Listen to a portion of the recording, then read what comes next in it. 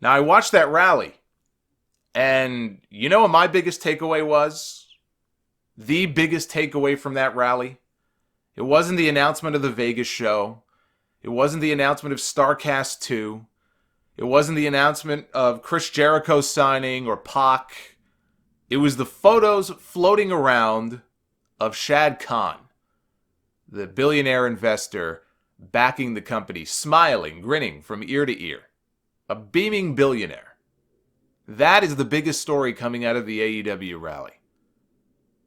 And if he's excited, and his son is excited, and are as committed to this as we're all led to believe they are, that's half the battle right there.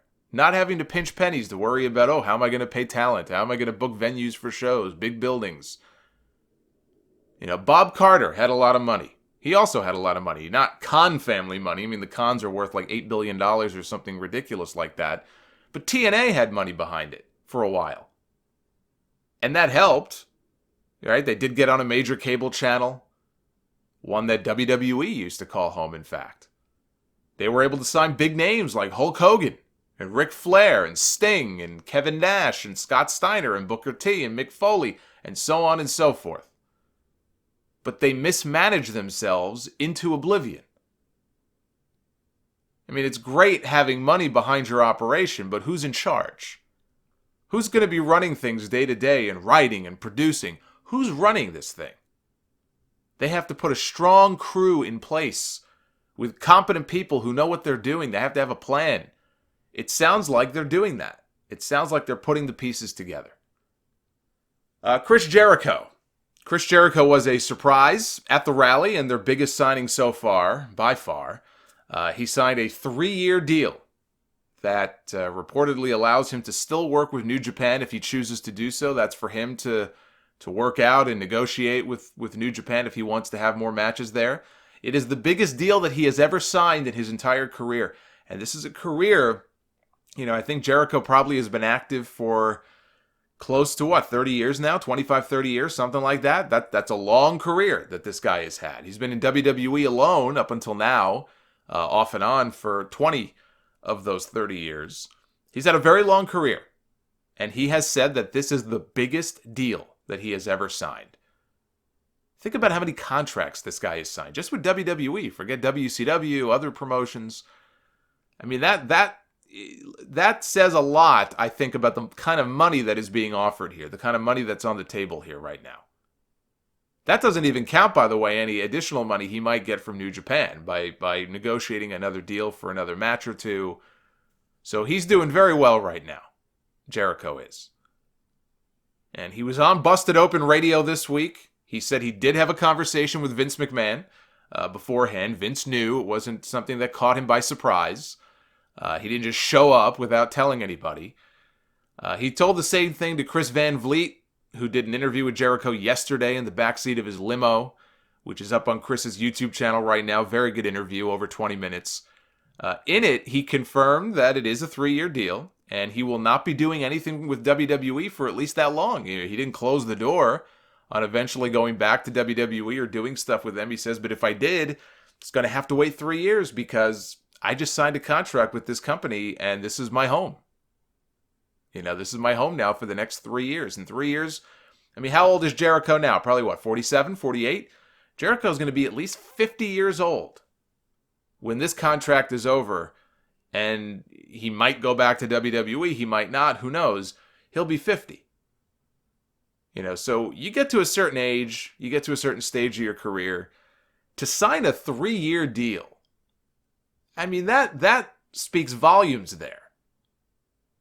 That speaks volumes about the kind of deal it is and how big Jericho thinks this thing could really get to commit himself for that long. And he... also in that same interview, by the way, he said that he has texted with Roman Reigns and said that Roman is doing well with his leukemia treatment, which is nice to hear.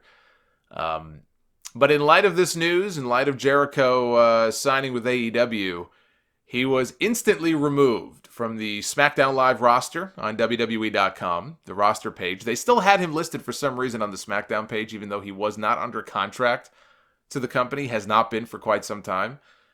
Right up until this week, I know because I saw it myself. I was on the roster pages about a week ago, and he was there. He was there. He was listed right under the SmackDown roster. No more. He has been moved over to the alumni section, which he is. He is, right? He's not with them anymore. He technically is an alumni, so that makes sense. And those with an eagle eye, I certainly didn't notice this, but there were people somehow who noticed that in the opening signature that you see on all the WWE shows every single week, Jericho was in there for a split second or two. He was instantly removed from the opening signature of the show and replaced by Cesaro. So this company did not waste any time in erasing any images or mentions of Chris Jericho when it comes to that kind of stuff. In that same Busted Open interview, by the way, Jericho said that he never would have signed with AEW if he didn't think that they had a really strong TV deal on the table. And this is the other, I think, key point here. Jericho knows a lot more than any of us do. You know, when SC Scoops broke the story, and they did, SC Scoops broke this thing back in September, all the stuff about Jim Ross possibly being involved, and I still think he probably will be, although nothing new on that yet, because JR is still under contract, I think, through March or April with WWE. His deal is going to expire. Until that time, you're not going to hear anything about Jim Ross. But once his deal with WWE is over, I guarantee you're going to hear something about him. But they were the ones who broke the initial story many months ago about Jericho being involved in some way, JR being involved in some way. And, you know, I think that it is very telling that knowing Jericho knows things far beyond that which we know, he would say something like that. He would say, look, I never would have put my signature on the dotted line if I didn't think this company had a pretty damn good TV deal on the table. He says he knows of 2 networks that they are negotiating with. Obviously, he can't reveal those names. But that if either one of them actually happens, if either one of them actually comes through, he says it's going to be huge. And he also may have accidentally let it slip that Kenny Omega is signing with them, which he hasn't done yet because he's still under contract to New Japan for a few more weeks. But this was the quote that he gave in the interview on Busted Open. He said, by me joining the company, I think fans and wrestlers most importantly go, holy shit, this is the real deal. If Jericho went there, this is real. Because a lot of people don't know Kenny. They don't know Cody or the Bucks. We know them, but your average fan does not.